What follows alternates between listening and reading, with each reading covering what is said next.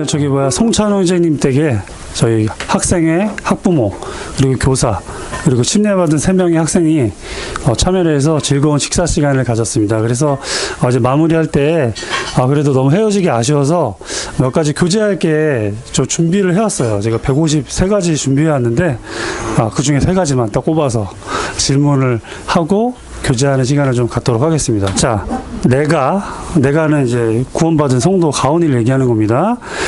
가온이가 바라는 학생회의 모습은 어떤 학생회가 되기 원합니까? 현실을 진단한 후에 얘기를 해주세요. 솔직하게. 지금은 약간 다 안면만 있는 상태니까 좀 더 답이 있는? 이렇게 봤을 때 사람 있구나 쓱 지나가는 게 아니라 우리 일주일 만이네 하고 약간 인사하는 그런 학생회가 되었으면 좋겠습니다.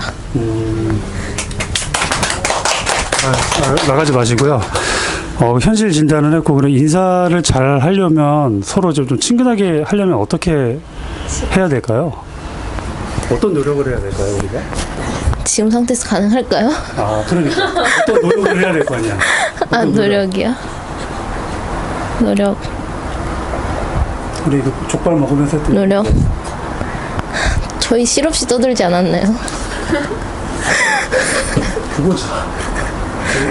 그럼 네, 먹으면서 그냥 떠들어도 괜찮고. 그러니까 근데 친한 사람들끼리만 모여있지 않게 조금 더 이렇게 해가지고 같이 얘기 나누는 시간이 좀 더 있었으면 좋겠어요. 맞습니다. 네, 고맙습니다. 자, 그러면 가온이가 이제 지목할 수 있어요. 한 명을. 학부모 1명, 그리고 학부모 1명, 교사 1명을 지목할 수 있습니다. 그 인터뷰하는 사람 빼고 지목해 주시면 되겠어요. 준서, 네, 다시. 준서 일로 와. 준서 일로 와. 몇 번 하고 싶어요? 9번이요. 9번이요? 네. 자, 9번 질문 들어갑니다. 자, 신앙생활 위기의 순간 또는 위기라고 생각되는 순간을 어떻게 극복했습니까? 네, 위기의 순간이 있었나요? 짧은 인생인데. 위기의 순간. 네, 솔직하게 얘기해 주세요. 위기의 순간. 고개를 좀 들어주시고 카메라로. 위기의 순간. 근데 그게 또 침례받은 지 얼마 안 돼가지고. 침례 받기 전에도 괜찮아요.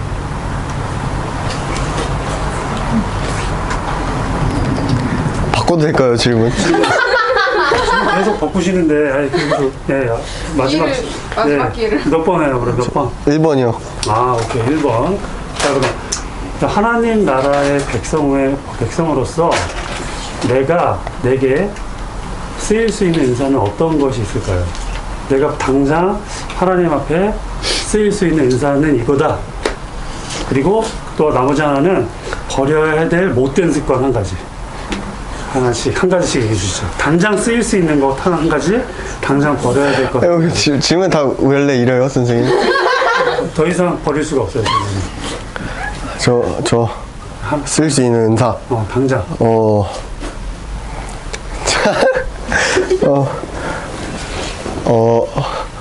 일단 제가 할 수 있는 게 하나님께 받은 사랑을 그대로 남을 사랑하는 일이니까 다른 사람을 돌봐주는 그런 일 아닐까요? 그러기 위해서는 저를 버려야 된다고 생각합니다.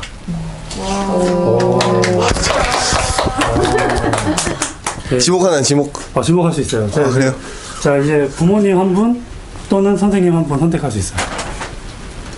그래요? 네. 전 지혜 이모 하겠습니다. 그치. 8번이요. 8번 하겠습니다. 네, 성도가 된 자녀에게 부모로서 격려의 메시지를 전달해 주세요. 그냥 메시지요? 메시지. 자녀에게 지금 유찬이가 없어서 그런데 차라리 없는 게 낫겠죠.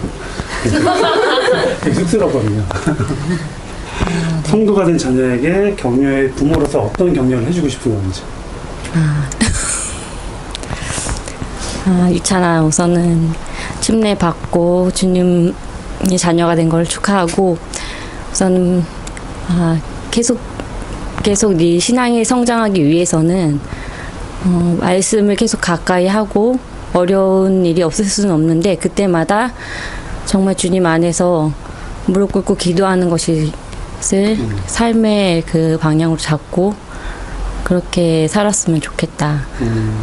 그리고 엄마 아빠가 항상 침례는 물론 받고 주님의 자녀가 됐지만 엄마 아빠가 항상 너를 위해서 기도하고 있다는 걸 잊지 말고 그 네가 받은 사랑을 만큼 남에게 나눠주는 그런 사람이 됐으면 좋겠다. 잠깐 어디가 가시지 마시고요. 제가 근데 유찬이 보면서 궁금했던 게 한 가지가 있는데, 이거 다른 질문이긴 한데 한 번 더 드려볼게요. 뭐냐면, 저도 궁금하거든요. 그러니까 부모님으로서 자녀가 언제, 얘가 진짜 하나님을 믿었구나, 구원을 받은 아이구나라고 직감할 때가 있을 것 같거든요. 근데 부모님으로서 언제 그런 걸 직감하셨을까 되게 궁금했어요. 혹시 얘기해 줄 수 있으신가요?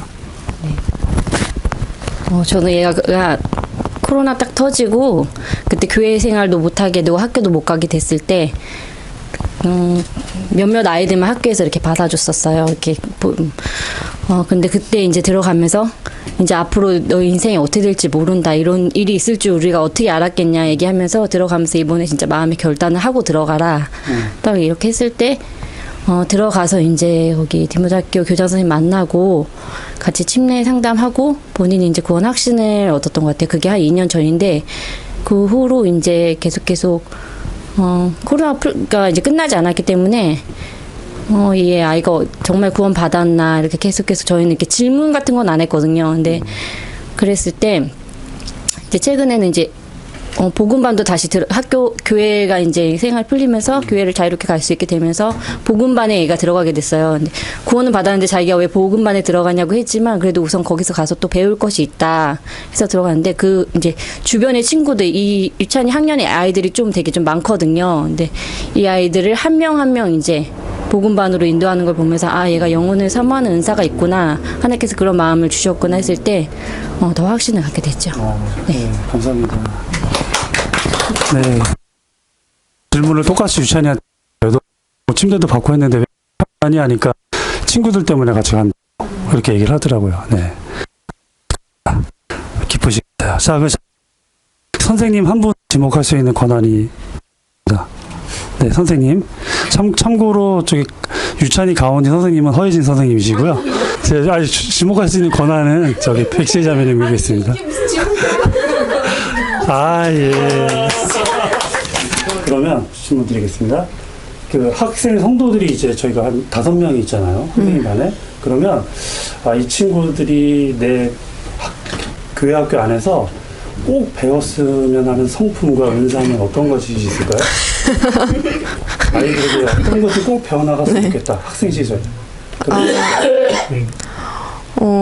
이렇게 다른 사람을 섬기는 거를 좀 배웠으면 좋을 것 같아요. 그러니까 약간 시대적인 분위기가 개인주의적인 그런 게 분위기가 많잖아요. 그 애들도 그런 분위기가 많고 그런 분위기가 답답하면서도 깨지 못하니까 서로 어색하고 불편한 이런 와중에 있는데, 그래도 그걸 깰 수 있는 거는 저는 성도 반 아이들이라고 생각을 하고, 그래서 그 친구들이 생각할 땐 어색한 거, 또래랑 다른 모습 이런 거 자체가 어떻게 보면 좀 어렵지만 그런 것을 벗어 던지고 새 사람으로서 할 수 있는 영향력이라는 게 있거든요. 그런 것들을 좀 하면서 다른 사람들을 이렇게 섬기는 거를 자처해서 하는 거를 좀 배우면 좋겠다라고 생각이 들고, 그 친구들이 그렇게 할 때 다른 애들이 보면 다른 건 모르겠지만 우리한테 저렇게 해주는 거 보니까 막 진짜 확실히 성도는 다르다 이렇게 생각하게 되기도 하고, 또 나도 좀 구원 받고 싶다 이런 생각을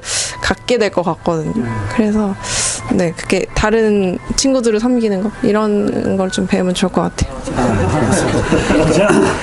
오늘 저기 많은 학부모, 학생들 그리고 교사들까지 이렇게 초대해 주셔서 너무나 고맙습니다. 그래서 교회의 가장 큰 어른 두 분이신데, 그래도 이제 새롭게 신앙생활을 시작한 우리 어린 학생들에게 또 해주시고 싶은 말씀이 있으실 것 같아요. 그래서 한마디 좀 부탁드리겠습니다. 마이크 여기 있어요. 제가 올해 나이가 78세예요. 누구나 이제는 할머니다. 인생의 마지막을 당한 그런 현실에서 제 과거를 이렇게 돌이켜 보면은 제가 청년의 때 제가 45년생인데 65년도에 구원을 받았어요. 그러니까 내 인생이 참 행복한 인생이었다 이렇게 생각을 하게 될 때 그 첫걸음은 바로 내가 젊었을 때 예수님을 믿었다라고 하는 이것이 얼마나 내 인생에 낭비가 없는 그런 인생인가. 저는 나이 20살 때 정말 인생이 뭔지 모르지만 참 힘들구나. 그랬을 때 수고하고 무거운 짐진 자들아 다 내게로 오라. 내가 너희를 쉬게 하리라. 저는 그 말씀이 참 좋았어요. 내가 인생이 정말 별것도 아닌 인생에 뭐가 이렇게 힘든 것들이 내 앞에 이렇게 전개되는 것을 생각하게 될 때 그런 인생을 내가 참 진실하고 내 인생을 내가 책임지면서 참 성실하게 살아야 되겠다 하는 그런 생각은 했지만 그 생각과 달리 현실적으로 내가 그렇게 살아간다라고 하는 것을 생각할 때에는 참 힘에 겹고 그렇게 살 능력이 내게는 참 없다 하는 생각을 했을 때 나는 무슨 종교를 갖고 싶다 그러면은 종교의 힘을 빌어서 내가 좀 더 내 인생을 내 스스로 살아가기는 힘들지만은 종교의 힘과 함께 내가 살아간다면 지금보다 좀 더 나은 그런 생활을 할 수 있지 않을까 하는 그런 생각을 하던 차에 제가 하나님의 말씀을 듣게 되었어요. 복음을 듣게 된 거죠. 그냥 뭐 교회 나가자 뭐 이런 것이 아니라 저는 불교 집안에 미신을 믿고 입춘이 되면은 할머니가 계셨기 때문에 집안 식구들의 생년월일을 다 적어가지고 점쟁이한테 가서 1년의 운수를 어떤가 물어보는 그런 집안에서 살았어요. 저는 그랬을 때 우리 할머니나 우리 가정에서 믿는 이런 종교 이거는 너무 시시하다. 너무 정말 기대할 만한 것이 안 돼. 이거는 이런 종교는 나는 싫어. 그래서 나는 누가 선택의 당신에게 신앙의 자유를 준다면 너는 어떤 종교를 갖겠냐 그랬을 때 나는 기독교에 대해서 굉장히 뭔진 기독교에 대한 걸 전혀 몰랐어요. 왜냐하면 집안 그 종교 분위기가 그렇기 때문에 기독교에 대한 것에 대해서 누가 말해주는 사람도 없고 그냥 예수님은 4대 성인 중에 한 분이시고 기독교의 창시자이시고 뭔가 훌륭한 분이시지 않을까. 그리고 내가 내 인생을 다 살고 마지막 죽음에 이르렀을 때 내가 꿈에서 깨면 현실이 있듯이 내 죽음 이후에 어떤 세계가 있지 않을까? 그런 막연한 생각을 했었어요. 그리고 또 죄인이다 하는 것에 대해서 사람들이 당신은 죄인입니다. 성경에서는 모든 인간이 죄를 지기 때문에 죄인입니다 라고 이야기할 때 나는 그 죄인이다 라고 하는 말에 거부하는 마음이나 내가 무슨 그래도 인간적으로는 잘 열심히 인간답게 살려고 하는 사람인데 무슨 죄인이야 그런 생각이 하나도 안 들고 거죽으로 볼 때는 신사숙녀 같고 뭔가 대학생이고 다른 사람 볼 때는 아주 그럴듯해 보이지만은 내 속에 숨겨져 있는 내 마음을 들여다볼 때 나는 죄의 성품, 죄성을 지니고 있다. 그렇기 때문에 그것이 현실적으로 어떤 조건이 갖춰졌을 때에는 그때 당시에는 도끼 만행 사건이라고 그래서 일가족을 도끼로 이렇게 살해한 그것이 아주 누구에게나 아니 인간으로 태어나서 인간의 탈을 쓰고 있을 뿐이지 어쩌면 그런 일을 했을까 이런 식으로 이렇게 사람들이 이야기했지만 제 마음에는 그래 그 사람이 어떤 연유에서 그와 같은 일을 행했을는지는 모르지만은 나에게도 그런 죄성이 잠재해 있다고 하는 이 사실을 생각을 할 때 인간은 죄인이다 라고 하는 그 사실에 대해서 거부하거나 또 그런 것에 대해서 받아들이는 그런 마음이 있었어요. 그런데 바로 나를 인도하려고 했던 그 친구, 대학교, 고등학교, 대학교 친구가 저를 굉장히 교회를 데리고 가려고 인도하려고 나를 굉장히 크리스찬 신문도 갖다 주고 막 이렇게 했는데 저는 이 복음을 처음 한번 딱 들었을 때에 예수님을 믿기로 결단을 내렸어요. 이런 사람은 흔치 않거든요. 사람들 뭐 몇 년씩 이렇게 듣고도 예수님을 안 믿었는데 내가 죄인이라고 하는 것을 인정하고 나는 하나님을 믿고 싶은 그런 호감, 하나님에 대한 호감이라고 그럴까요? 그런 것이 내 마음속에 있었고 죄인이라고 하는 것을 알게 되니까 내가 한 발자국 갔을 때 주님은 하나님께서는 두 발자국 내 앞으로 다가오셔서 정말 이런 환경에서 자라난 나에게 이 하나님이 어떤 분이고 또 인간은 수고하고 무거운 짐을 지고 살지만 창조주 하나님께로 돌아가는 그분에게로 가는 것이 나를 죄로 망가져 있는 나 자신을 회복되는 길이고 또 그 창조하신 그분을 통해서 사는 삶이 인간 최고의 삶이고 내가 나를 회복시킬 수 있는 거는 내가 하나님을 나를 창조하신 그 하나님을 믿는 것이구나. 너무 저는 단순하게 그래서 하나님에 대해서 좋은 마음을 가지고 있는데 그분이 말씀을 성경을 펴서 이렇게 해서 친히 나무에 달려 그 몸으로 우리 죄를 담당하셨으니 이는 우리로 죄에 대하여 죽고 의에 대하여 살게 하심이라 하면서 예수님은 박양의 죄를 그냥 억지로 그냥 이렇게 십자가에 달려서 죽으신 것이 아니라 자원하셔서 친히 십자가에 달려서 박양의 모든 죄를 용서해 주셨다. 그러면서 그 우리라고 하는 말 속에 내 이름을 넣어서 손가락을 짚어가면서 읽어보라고 그랬어요. 내가 나를 생각해도 정말 보잘것없고 내가 누군가를 진실하게 사랑해 본 적도 없고 또 진실한 사랑을 받은 적도 없는 나에게 생명까지 버려서 나를 사랑했다? 목숨을 바쳐서 나를 사랑했다. 너무 기이한 사랑이었어요.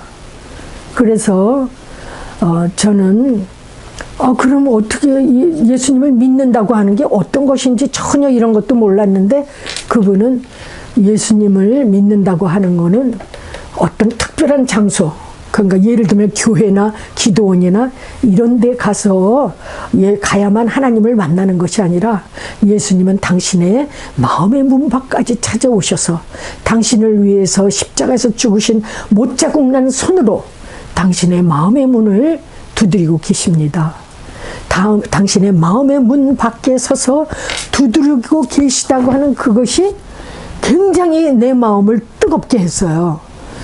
아니 내가 그분한테 어디 계신지 눈에 보이면 무릎을 꿇고 너무 고맙다고 어떻게 나를 위해서 죽으실 수 있겠냐고 그것도 죄 때문에 정말 누추한 내 자신인데 내 마음의 문밖까지 오셔서 나를 위해서 죽으신 못자국 난 손으로 두드리고 계시다니 이런 생각을 할 때 나는 내가 안 믿겠어요. 다음에 또 듣고 또 뭐 믿겠어요. 이럴 만한 이유가 아무것도 없더라고. 나를 위해서 죽으셨을 뿐만 아니라 내 마음 문 밖까지 친히 찾아오셔서 마음의 문을 두드리고 내가 문 밖에 서서 두드리노니 누구든지 박양이 그의 음성을 듣고 문을 열면 그는 그에게로 들어와 그로 더불어 먹고 그는 나로 더불어 먹으리라.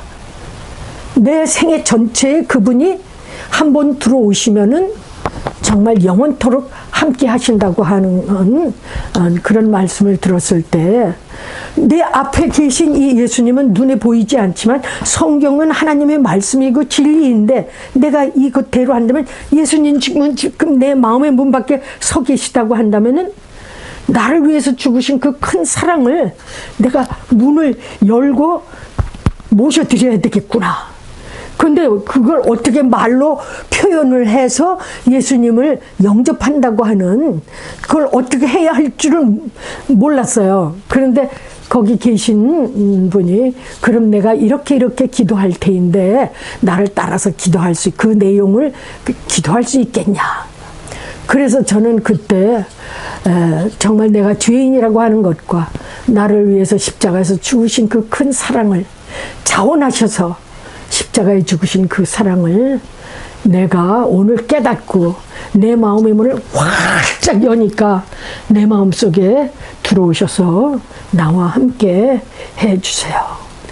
그것을 떠듬거리는 몇 마디 말을 또 내 마음에 감동을 주셔서 울먹거리는 몇 마디의 말을 고백했을 뿐인데 예수님은 정말 내 마음속에 들어오셨어요. 영접하는 자 곧 그 이름을 믿는 자들에게는 하나님의 자녀가 되는 권세를 주신다. 당신은 하나님의 자녀가 됐다 그랬을 때 어머 하나님의 자녀가 이렇게 말씀을 근거로 해서 보면은 내가 하나님의 자녀가 분명하게 되었더라고요. 그때 극동방송국이 인천 제물포역 근처에 있었는데 그 순간 우리 집 식구들이 이걸 하나도 아무도 아는 사람이 없는데 어떻게 하면 좋아. 그러면서 집에 가서 내가 이 말씀을 빨리 가서 전해야 되겠다 하는 그런 마음을 갖고 그 기차를 타고 서울로 이렇게 집으로 돌아오는 중에 그냥 마음 같아서는 기차 안에서도 막 뛰어서 집에를 가고 싶은 그런 마음과 함께 내가 20살 때 예수님을 그렇게 해서 영접했어요. 그 이후에 제가 하나님의 자녀가 되었다고 하는 이 신부는 나를 얼마나 기쁘게 하고 어떤 일이 부딪혔을 때도 나는 적어도 하나님의 자녀야 하는 그런 아주 마음의 당당함과 떳떳함으로 내 인생을 살아가기 시작을 했어요. 20대, 30대, 40대, 지금은 78세이니 얼마나 기나긴 세월이 지났어요.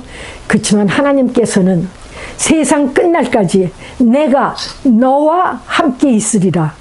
이 말씀은 아주 신실한 하나님의 약속이세요. 내가 신앙의 갈지자를 거둘 때에도 또 정말 그 항상 기뻐할 수 없는 그런 상황에 있을 때에도 주님은 바로 제 곁에서 제 안에서 지금까지 그 신실한 사랑, 긍휼히 여기시는 사랑, 은혜의 사랑, 정말 말씀으로 환경으로 그 모든 것으로 저를 인도해서 정말 이렇게 행복한 삶을 살아가게 해주신 것에 대해서 참 감사드려요. 무엇보다도 저에게 이렇게 훌륭한 남편을 저에게 주셔서 제 생애 전체를 이렇게 함께 할 수 있다고 하는 거. 그렇죠? 얼마나 행복한지 몰라요. 감사합니다.